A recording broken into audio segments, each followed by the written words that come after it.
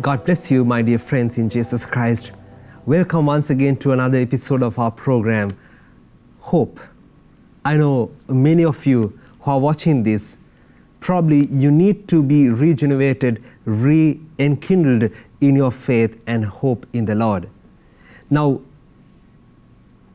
let me share with you remember the two persons who were walking towards Emmaus when Jesus had already died, and they didn't know that he was alive.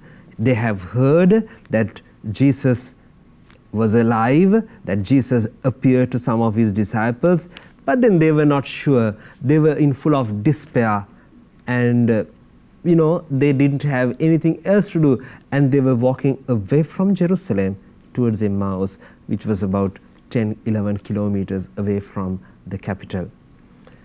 And as they walked, they met the risen Lord. They couldn't recognize him, but still they met him. And then finally they understood that Jesus was alive. Because why couldn't they recognize Jesus as the Savior, as the risen Lord? Because he came, he appeared to them in the most unexpected manner. In a way, and at a time that they never ever thought that he would appear. Because they were desperate, they were hopeless, and they were sad because the master, Rabbi Jesus, had already died. Of course, there are rumors that he's alive, but who knows? What I am trying to say is, God will come to you. Jesus, who is alive, will come to you in the most unexpected manner. Maybe not the way you want it, maybe not the manner, the time that you would like to see, but then he has his own plans. As the Holy Bible says, it is up to you to plan, to discuss, to plan something out, but then at the end, the final decision is of the Lord. And similar two characters are the two main characters about whom I'm going to speak today. That is Ruth and Naomi. Who are these two beautiful characters, Ruth and Naomi? These are the people whom we find in the book of Ruth.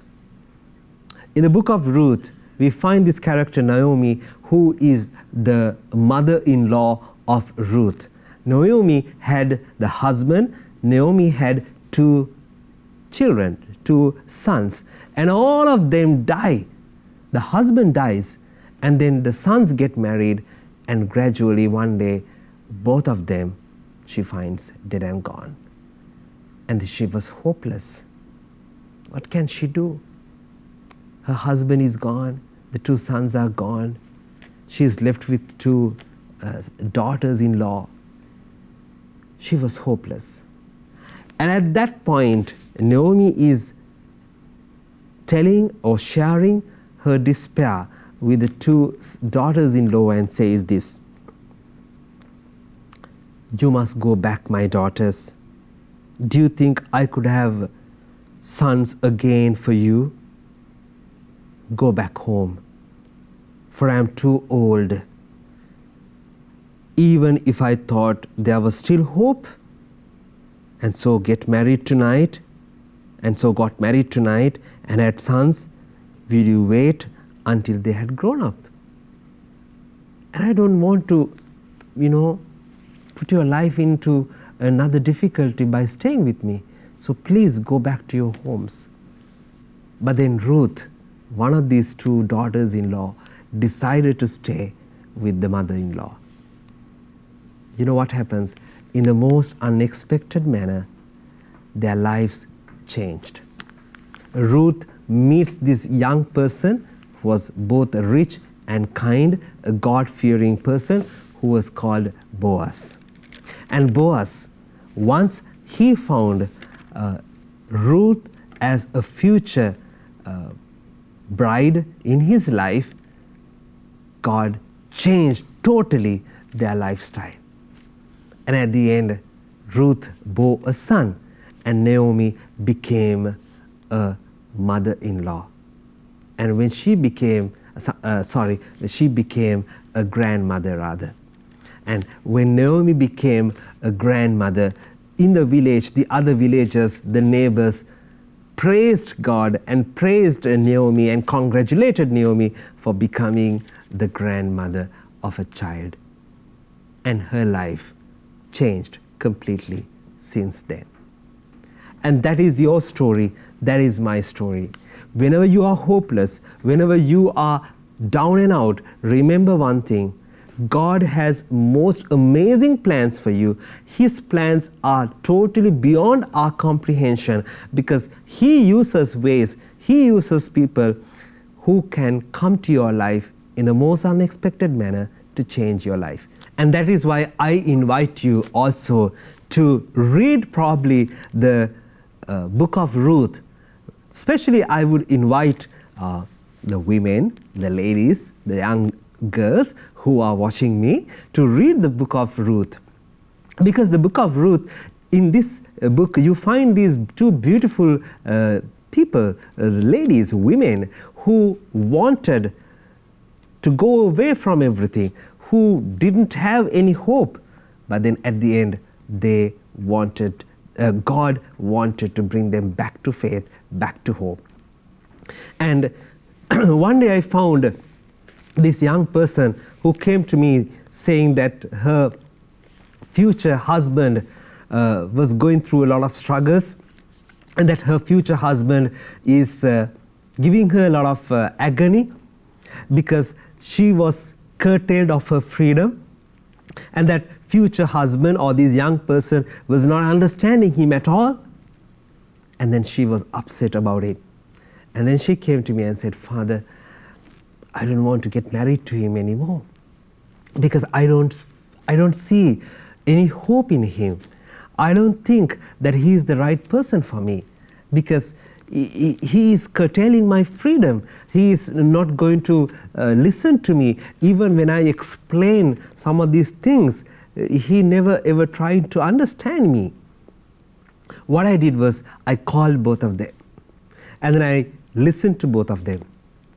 I found out both of them lack faith in the Lord. Both of them lack hope in the Lord. They wanted things their way. Both of them wanted to control the other person.